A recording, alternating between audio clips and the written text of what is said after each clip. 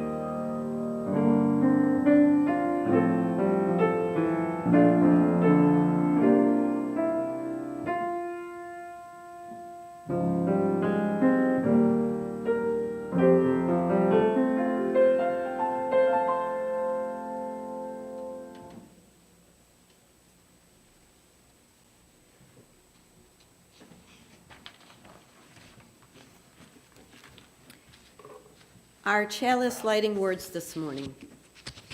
May this light fill us with gratitude as we remember the wondrous gifts that our community shares with all who are in need.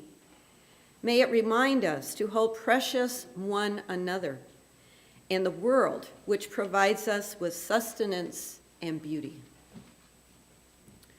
And now our covenant. Recognizing the richness of diversity, the beauty and wonder of shared worship, and the transforming power of love and service, we gather as a sacred, intentional community to freely seek knowledge and truth, to celebrate the fullness of life, and by our actions to increase goodness and justice.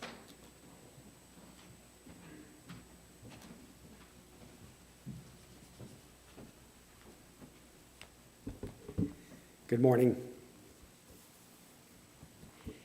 It is said that ministers are here to comfort the afflicted and afflict the comfortable.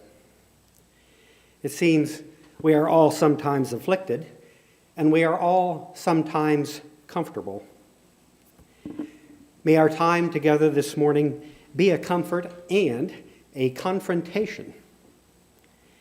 May we here find peace in times of tumult. May we here invite tumult into our lives. Come, let us worship together.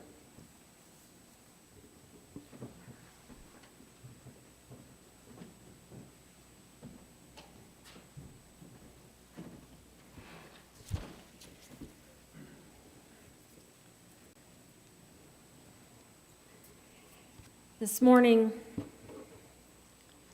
before our meditation, let us remember the 8 people who were killed in Atlanta. We are once again saddened by the many lives that are lost to hatred and bigotry.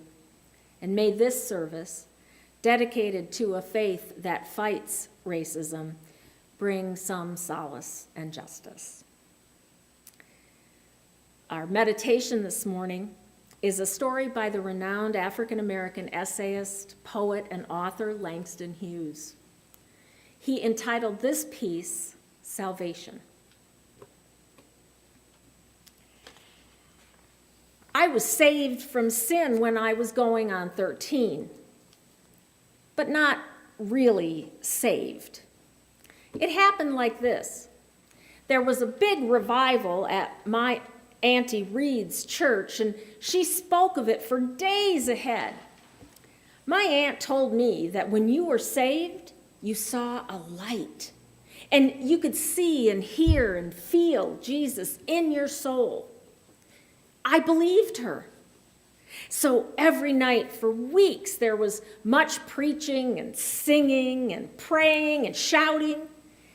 Then, just before the revival ended, they held a special meeting for children to bring the young lambs to the fold. That night, I was escorted to the front row and placed on the mourners' bench with all the other young sinners who had not yet been brought to Jesus. So I sat there calmly in the hot, crowded church, waiting for Jesus to come to me. The preacher preached a wonderful, rhythmical sermon, all moans and shouts and lonely cries and dire pictures of hell. And then he said, "Won't you come? Won't you come to Jesus?" And he held out his arms to all us young sinners there on the mourner's bench. And the little girls cried. And some of them jumped up and went to Jesus right away.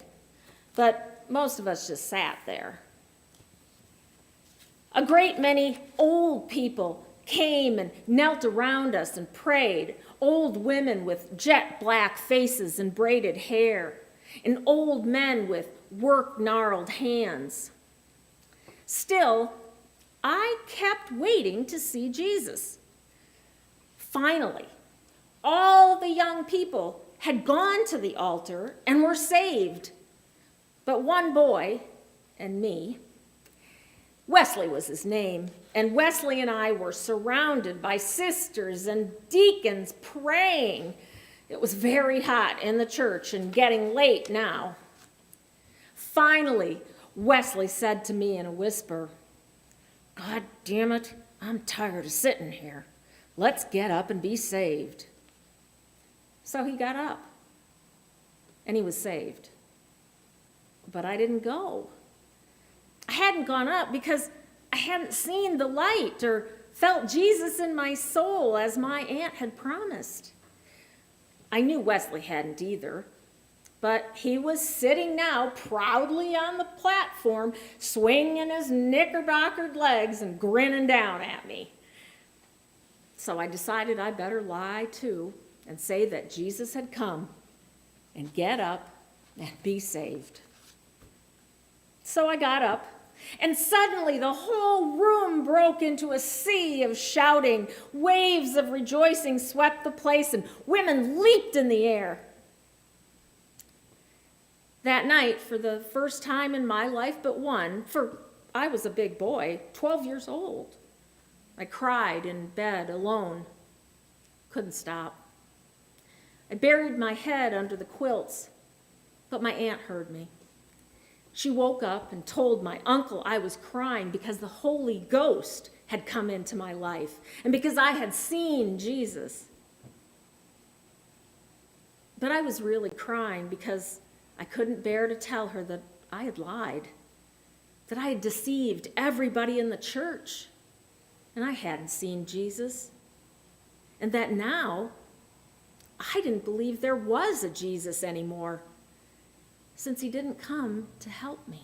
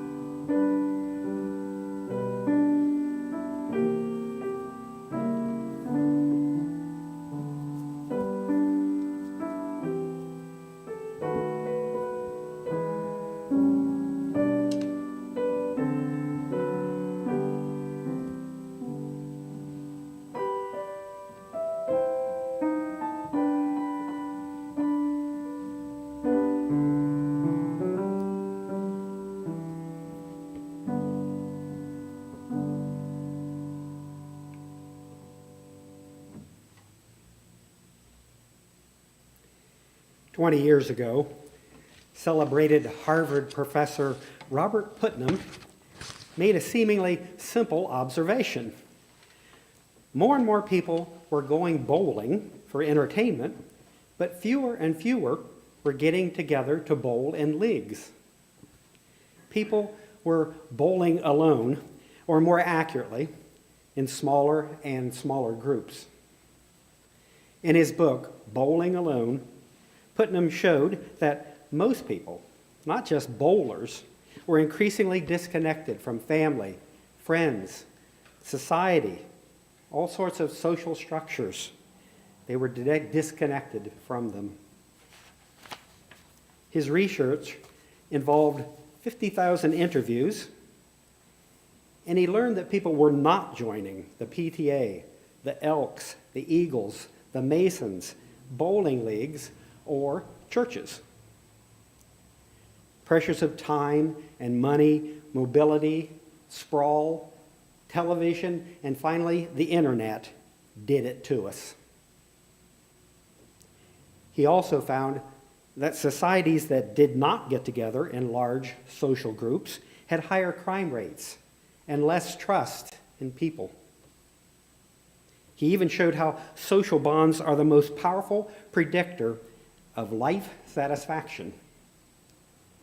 Prominent political historians say that the bowling alone culture that Putnam described led to the election of Donald Trump. But time passes, and things sometimes progress and get better. In his recent book, The Upswing, Putnam shows that in the 1880s and 1890s, people also retreated from their civic organizations into their homes. They retreated because of income inequality and class segregation were extreme, because women could not vote, factories were death traps, animals were treated with cruelty beyond our imagination, and politicians were crooked beyond belief. But then, he shows that 20 years later, in 1901, frustrated progressive people came together and demanded change. They demanded women's rights, workers' rights, better treatment for the poor, and prosecution for those corrupt politicians. They wanted to make the world better in every way. They called for a more generous society, and they succeeded. Americans came out of their houses and started getting together again. They joined the PTA, charities and societies. They joined everything you can think of. Historians call it, appropriately enough, the progressive era. Everything runs in cycles, it seems. Putnam's data shows that Americans then went into our present slump starting in the 60s. It is now at a low point with people bowling alone and staying at home. But his data also shows progressives are again coming to the rescue. In fact, he thinks history may call the 2020s and the 2030s the new progressive era. He notes with certainty, history shows we can change history. Or, in Martin Luther King's words, we can bend history. He says, that's not happy talk. The data shows it's true. The evidence shows it's true.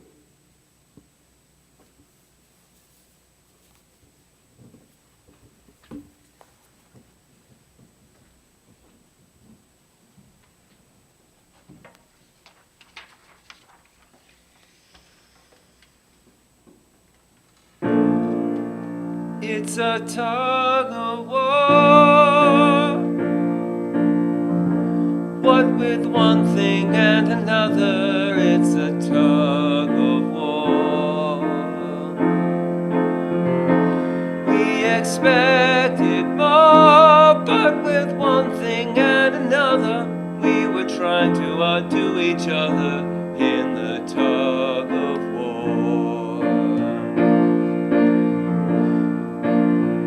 In another world, we could stand on top of the mountain with our flag unfurled. In a time to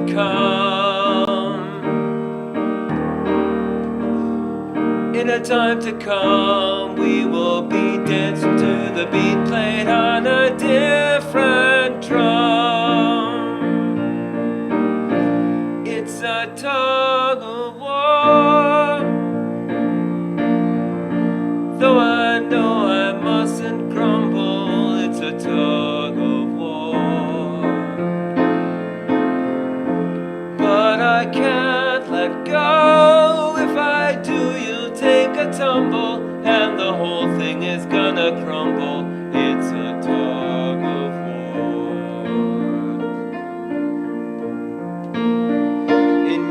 Come, we may discover with the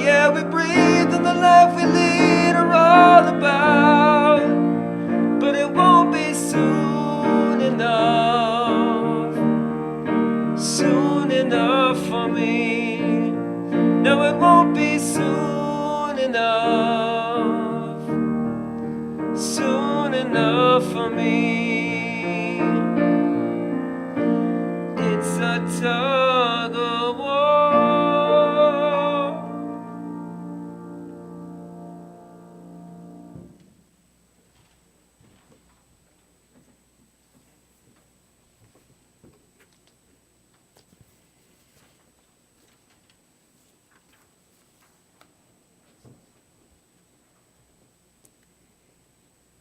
The nuns at my parochial school said we'd be saved if we just confessed our sins to Father Tom every Thursday morning. They didn't say what would happen if we made the sins up. The counselors at the Mennonite camp said I would be saved if I went up front and threw all my cassette tapes filled with devil music into the trash can on the altar. They didn't tell me it was wrong to do it just because I was infatuated with one of those counselors. My godmother said I would be saved if I just got confirmed. She didn't tell me what was going to happen after the priest asked me to leave confirmation class and not come back. But when my dad visited me on a Thanksgiving weekend while I was in college and insisted we find a Unitarian Universalist Sunday service to attend, he didn't tell me I'd be saved, but it happened just the same. My dad had become a UU years before I did, and I must admit, I noticed a change in him. Besides becoming more liberal, dating a bisexual vegetarian, and going to protests, he was gentler and more open to talk to me. The sweetest thing was that after he had been a UU a while, every time that he talked to me on the phone, he would tell me that he loved me and that he was proud of me. That might not seem like much to you, but to me, it was like he was a whole different person. So the day that he demanded to see the yellow pages to look for a UU church, I was a bit hesitant about maybe getting brainwashed. I told him we didn't have any UU churches in the Twin Cities metro area. Turns out there was more than a dozen within driving distance. So we found the nearest one, and off we went. Much to my chagrin, after Dad went home that weekend, I kept going back to that church Sunday after Sunday after Sunday. Converted or brainwashed, or as I like to say, saved, I became a Unitarian Universalist. Do you remember what it was like when you first discovered Unitarian Universalism? It's like someone revealing that aliens really exist. You had no idea that there were people out there that thought like you did. Everything seems possible and wonderful. It reminded me of this radio sports commentator. His nickname was Mad Dog, and callers would call in and ask him how he was. And he'd answer with lines like, "The only way I'd feel better is if I was twins," or "Every day's a holiday, every meal a banquet." That's a little bit like what it was for me. But it didn't happen overnight. Being saved in a UU congregation isn't at all like the altar call that Langston Hughes described. It isn't a single moment or a statement or even a particular belief. Perhaps that's why people get a little nervous when we call Unitarian Universalism a faith. It conjures up images of thunderbolts from the sky or burning bushes in Charlton Heston. But our faith which is true, is more reasonable, so it takes time. Becoming a UU is gradual. For most of us, it's a lifelong pursuit because our spirituality evolves. One UU minister explains the difference between a person with religion and one with a true faith is like the difference between jet boating and whitewater rafting. He says that most people are jet boaters and want power and speed. They're interested in defying and subduing the power of the water. But if the motor goes dead, they're helpless. In contrast, a whitewater rafter doesn't cover as much distance and is at the mercy of the current. They study the water and use its natural power to go in the direction of its flow. These people seldom worry about equipment failure, and they accept that nature is in charge. Well, as UUs go through life, we do ride the current, and we don't always know what's coming up around the bend. Somehow, though, I feel like we're up for it. Unitarian Universalism helps prepare us for the rapids and accompanies us during those lazy days when we're just floating and enjoying the scenery. But when I first attended a UU church, I was not only in the rapids, I was not even in the boat, and I was going under. I was in college. I was an honors student. I was working full-time, and I seemed to pretty much have everything in order. I was a master at smiling at the right time and showing enthusiasm, even when I didn't have any.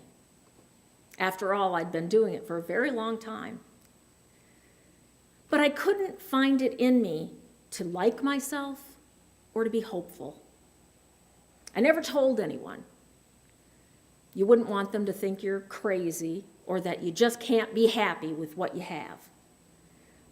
I figured I'd either get over it or die trying. Then my dad dragged me to church. I was doubtful, but uplifted. That day there was a magnificent choir. And then, when I went back, after a couple of Sundays, I had joined them. I'd forgotten how much joy singing in a choir brought me. And that church had a very small building, and so we had 3 services every Sunday, and at times, I'd sing at all 3 because I liked it so much. And the choir, it was huge. So I knew they really didn't need another singer, but perhaps they knew that I needed them. I also wondered if maybe my dad knew that I needed the church. A couple in the choir befriended me and often invited me over for meals. After some time, I was asked to get trained as an AYS teacher. That's the precursor to our whole lives. And then eventually, I helped create and lead the coming of age program there. So slowly, week after week, month after month, a darkness was lifted from me that had shrouded me for years. I finally would wake up and be glad that I was alive. I started to look forward to things, and I had hope. After listening to certain sermons, I started to like who I was. My life was actually transforming. And that's why I became a UU minister. That church was there for me when I needed it. It welcomed me and nurtured me. With each new responsibility, I felt more and more like I belonged. And in time, I began to feel needed by the church. After many years, I chose to change my life to save the faith that had saved me. There had to be other young adults like me that were lost and alone, that needed a UU community. So becoming a UU minister would be my part to help ensure that our faith would live on for generations to come. It's why I talk to strangers now about UUism. It's why I never shy away from asking people to support us. I truly feel that I can't risk that UUism will ever disappear. This congregation is 90 years old. 90 years of love, justice, and reason and faith. Imagine all the stories that are out there about people who might have been saved by a kind word, an uplifting sermon, or an inspiring choir.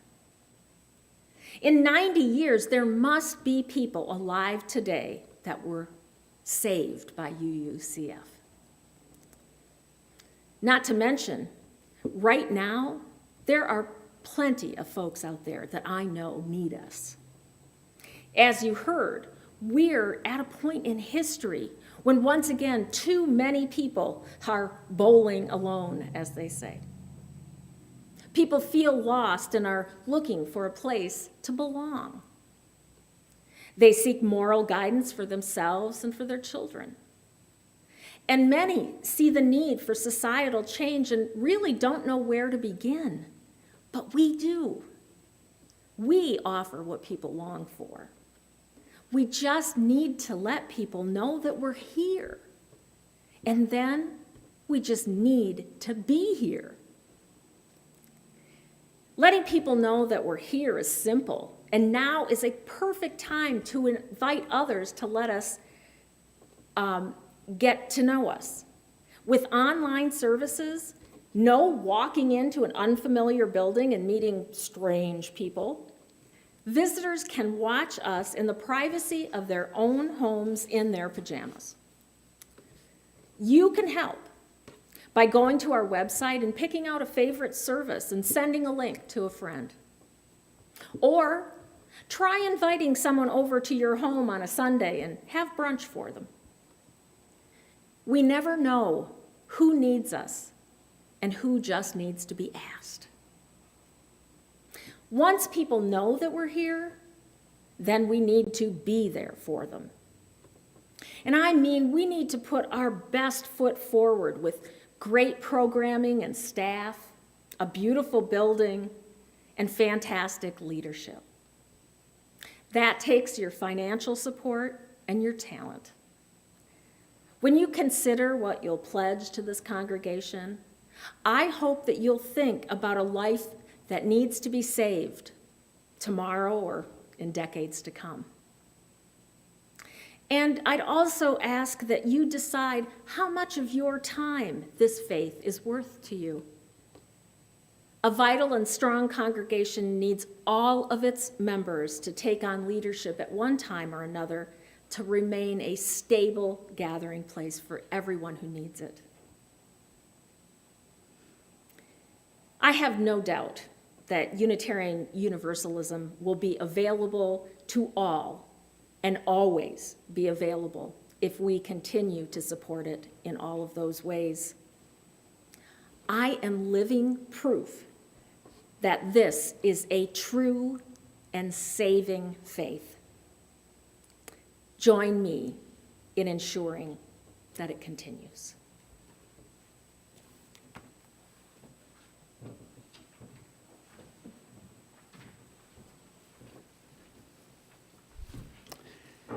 Thanks, Lynn.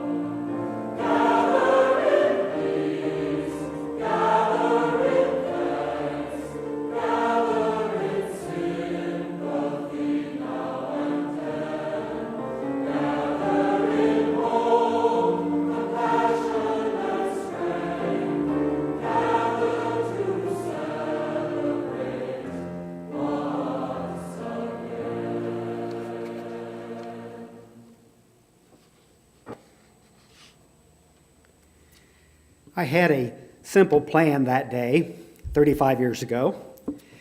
I was a member of the Huntsville, Ohio United Methodist Church, the leader of the youth group, and I had planned an overnight retreat for the kids. On a carefully chosen Friday, we would have a campfire, sing, talk, eat, have a lesson, and we would do it at a cabin in the woods. And I know for some of you that might sound like the beginning of another comedy horror movie. The cabin, owned by a member of the church, had a pond so the kids could swim in the afternoon, and it had a nice fire pit where we could gather at night around a campfire. It would be the perfect setting for me to tell them about the most ancient understanding of Jesus of Nazareth as being the great teacher who saved people with his words. I planned the lesson, bought the mosquito repellent. My fellow leaders gathered the wood for the fire. I was sure that this night could, in some small way, give these young folks a faith that might save them. And save them not from hell, but from ignorance and from some other person's bad religion, of which there are many.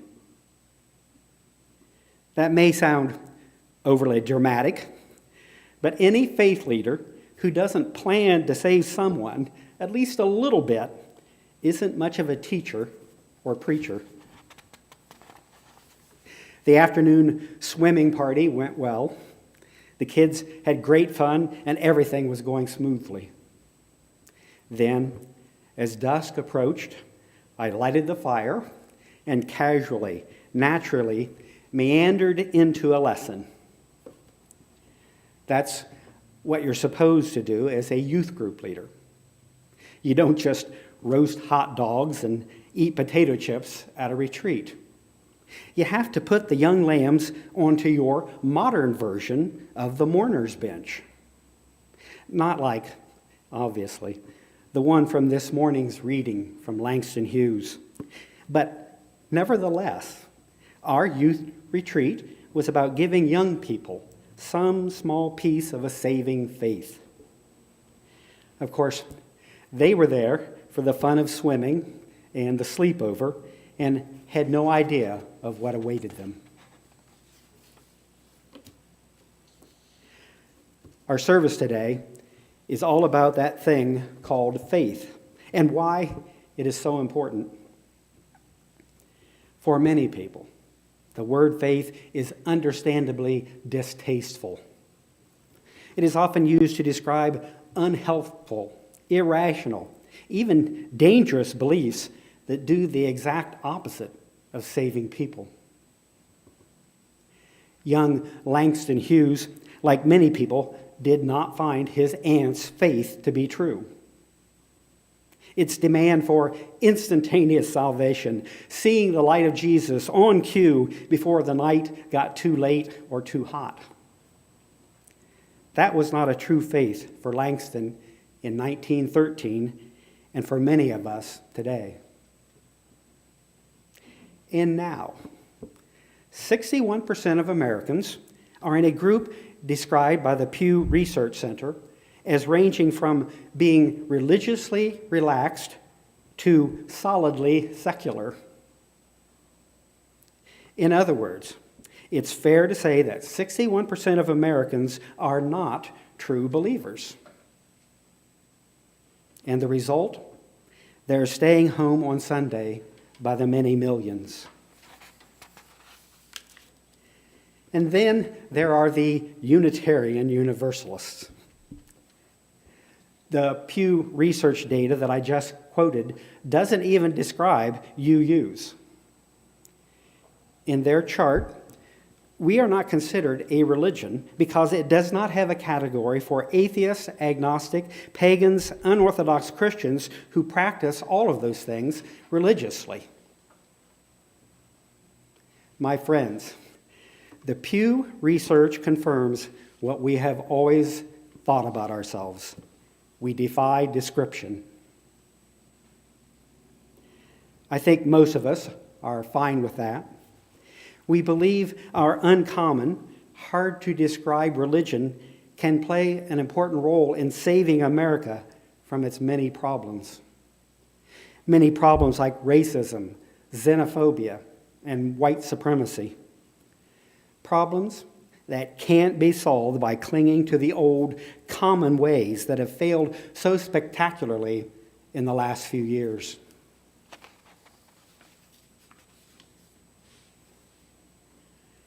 On that night, at the cabin in the woods, I wasn't trying to turn the Methodist kids into Unitarian Universalists. Not at all.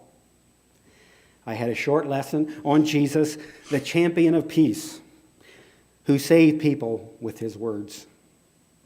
As chance, or perhaps destiny would have it, I was never able to even start the lesson. The minister's daughter was part of our group, and she invited her boyfriend to our retreat. That was good. And her boyfriend attended a fundamentalist church, and he brought the church's youth group leader with him. That was not so good. Our meeting was crashed, invaded, Zoom bombed before there even was a Zoom by a super youth group leader. He was not the axe murderer usually associated with the cabin in the woods, but to me, it was almost as bad. He proceeded to kill my carefully made lesson by telling the youth, if you haven't had a dramatic conversion experience, you probably aren't saved. You may remember the story in the New Testament about Saul. He was blinded by a brilliant light when the risen Jesus saved him from his sins, and then Saul became Paul the apostle. That is what super youth group leader demanded of the young lambs. I'm guessing they must have felt a bit like 12-year-old Langston Hughes when he was told he must see the light to get saved, but then he didn't see it. Our surprise guest asked me to recite my own conversion experience.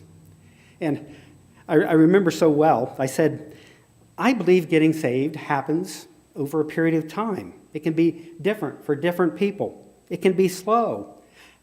And it was obviously a complicated answer. And he interrupted me in mid-sentence, scoffing at my ideas, putting an axe to my faith.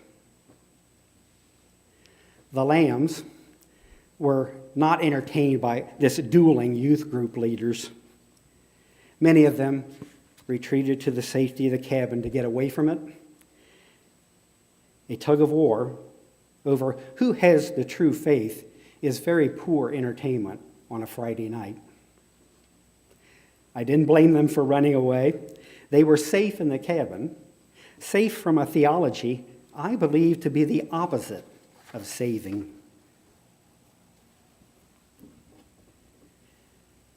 When Lynn and I interviewed here to become ministers, we were given the notes from meetings in which members of the congregation described what they wanted from their next minister. One of you, said, we want heartfelt sermons. Heartfelt sermons. That stuck with me because I know for a fact that heartfelt is the main ingredient in a sermon that serves the congregation. A message that comes from the center of the speaker, their heart, is one that has a chance of doing some kind of good. All of the other blah, blah, blah ingredients in a sermon is just the speaker knocking around trying to find the heartfelt part of their sermon. Facts and figures can be interesting, but it is heartfelt words that truly touch someone, save someone in some small or even big way. I'm happy to say that our UU faith in love, reason, and justice makes it easy to speak heartfelt messages against hatred, irrationality, and injustice, which are the exact opposites of what we believe in. Our faith makes it easy to make heartfelt requests of our members to support this church. We are fortunate in so many ways to have a seemingly complicated faith that is in fact simply about the power of love and compassion. People of other faiths spend a lot of time and energy deciding what parts of their faith to believe and support. They have to consider things like, is the Bible true from start to finish, as some claim? Can I believe some parts of it and not others? Can I still be a good Catholic if I think the Pope is wrong to say that same-sex marriage is unholy? How can you call them true believers when they don't know what to believe anymore? You may have never thought of it this way, but if you are looking for a gathering of some true believers on a Sunday morning, you don't have to go to a fundamentalist church. Just visit your local UU congregation.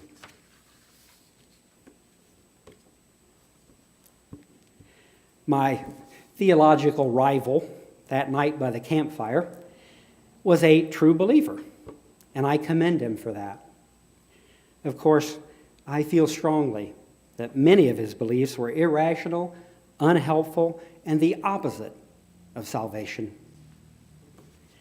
My faith, our faith, marches to the beat of a different drum than that of the super youth group leader, whose campfire I never invaded.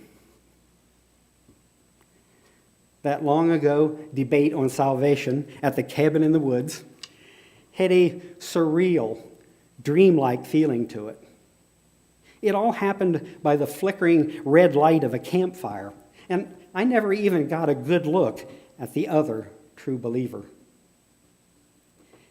He was really just the faceless force that still demands everyone toe the line and maintain the old ways, even if they're not true. Even if they lead to hatred and division. The battle continues, not just among religious faiths, but everywhere people fight to be saved. And now, there are signs our nation is on an upswing. The progressive people of our country are aghast at the hatred, ignorance, and outright stupidity of the recent past. They are coming out and coming together to vote, to protest, and they want everything to be better. Our congregation will be part of that coming out. It has been here for 90 years proclaiming its saving message, and we need to make sure it stays here. As Lynn and Sandra mentioned, this is the beginning of our canvas time. And I hope the members of this congregation will support this church with their pledges. With your support, we can remain a voice for the faith of love, reason, and justice. Dan's song this morning describes our goal. In another world, we could stand on top of the mountain with our flag unfurled. In a time to come, we will be dancing to the beat played on a different drum. Thank you.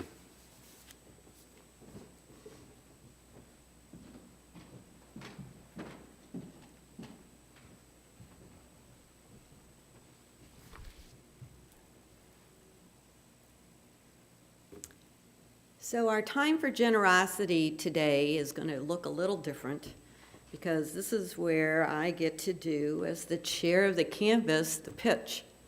I've never done this before.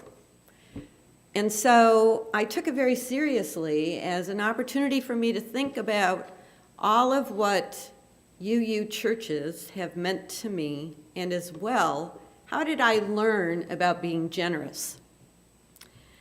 I grew up in a generous family, and my father, a small businessman, was a member of the Lions Club. I remember many fundraising picnics and bubblegum machines that all sent proceeds to the Leader Dog for the Blind in Rochester, Michigan.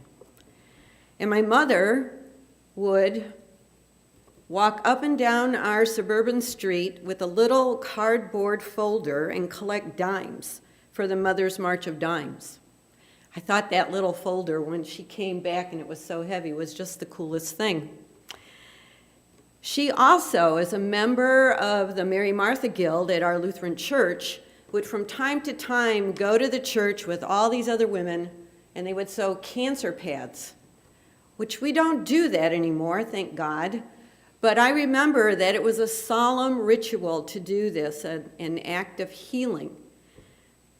And then every Sunday, my parents gave my brothers and I a quarter to put into the collection plate. We never talked about generosity. We never talked about tithing. We lived it, and they gave us the examples. So as I grew up, I went further and further away from the Lutheran Church because I particularly did not like how they treated women.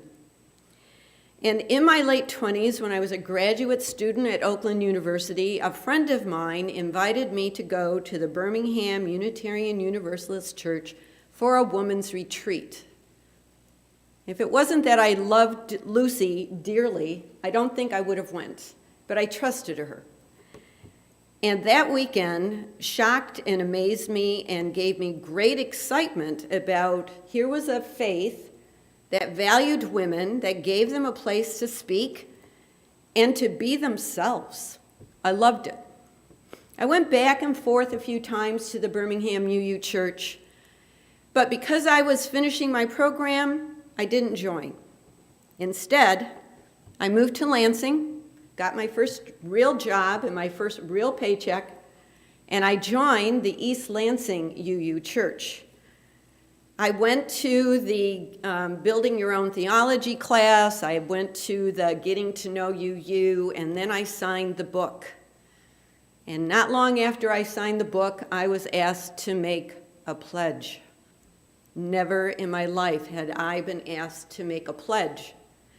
Now, I've been living on my own, I've been paying my bills, I knew what it meant to pay the bills.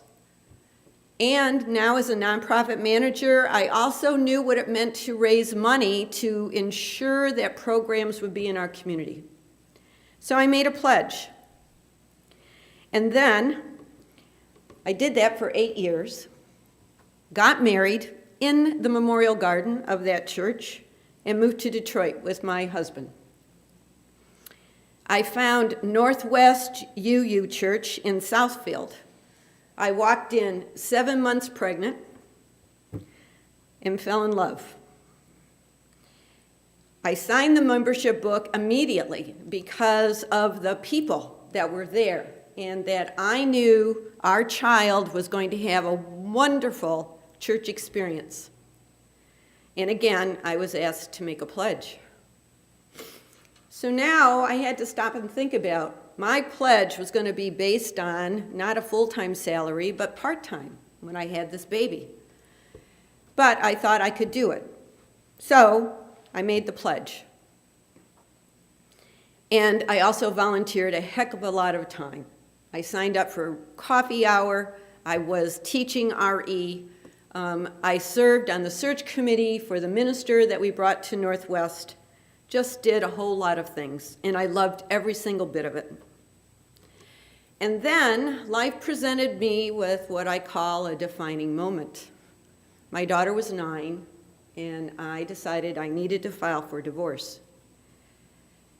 I had to re-examine everything, all of my resources, all of my expenses, and it was pretty clear to me that that pledge that I had made was looking more and more problematic. And I worried about that. Would I be judged if I didn't fulfill this promise? I was embarrassed. I was ashamed. It was very complicated. Money always is. And what could I do? So I wrote a note to the treasurer, put it in the mail. And the day that she got it, she called me, and what she said was, "How are you? And what can we do to help?"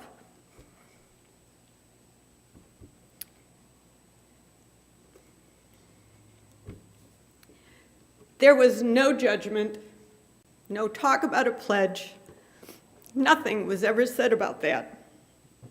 I was offered the love and the support that my daughter and I needed. And as you can see, this is an emotional defining moment for me. It proved to be significant because 3 weeks after that, we had to leave our home. And we were housed for 6 weeks in the home of one of the members of the congregation while I found us a house and got a full-time job. So, why do I pledge? I used to pledge because I knew it paid the bills. I get that. I used to pledge because the RE program and all the family social gatherings were wonderful for me and my child. And my hope is that every family that walks through our doors will have that same experience. But now I pledge because I'm 70, I'm retired, I'm comfortable, and my kid is launched. And I want to make sure that this place is available for anybody who has a defining moment. Because we will only say, "How are you? And what can we do to help?" Today we kick off our annual canvas, but it's also a time to say thank you. We thank you for your past financial support. Whatever motivates you to give, we thank you. We thank you for your gifts of time and talent. All of what you do is needed here and deeply appreciated. We are grateful for our board, for their leadership in pledging. 100% of them have renewed their pledges, and many have increased what they're going to give. Thank you. Our hope is that all of those who have pledged in the past will do it again. And we ask that you consider a 10% increase this year. Give as you are able, give until it feels good. So how do we do a canvas in this time of COVID? We don't have house parties, we're not going to have a big luncheon, and I miss that. But instead, we are hosting a Spring Fest Canvas drive-through here in our parking lot from 1:30 to 2:30, Sunday, March 21st. Come and drive through 4 stations that are going to be spread out over the parking lot, clearly visible to you all, and staffed by friendly faces, people that you may not have seen for quite some time. Goodies will be distributed along with pledge forms for those who are pledging. If you are unable to drive through and are interested in pledging, please contact me or the ministers. If you are a pledging member and unable to attend, we will drop your pledge packet in the mail. We want everyone to join us. This is a time for us to celebrate our community and reconnect with our friends.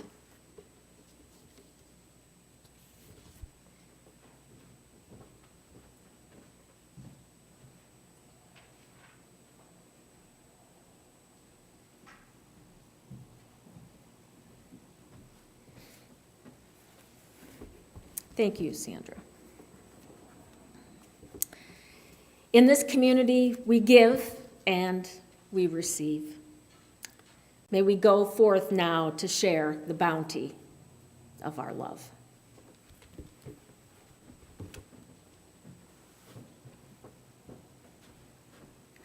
And now let us extinguish our chalice We extinguish this flame, but not the light of truth, the warmth of community, or the fire of commitment.